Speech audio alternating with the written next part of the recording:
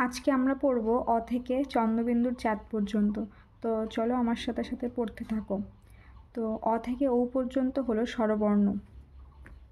অ, আ, হস্যই, দীর্ঘই, হস্যু, দীর্ঘ, রি, লি, এ, ওই, ও, ঔ। ক থেকে চন্দ্রবিন্দুর চাঁদ পর্যন্ত হলো ব্যঞ্জনবর্ণ। ক, খ, গ, ঘ, উমা, চ, ছ, বর্গীয় জ, ঝ, ইঙা,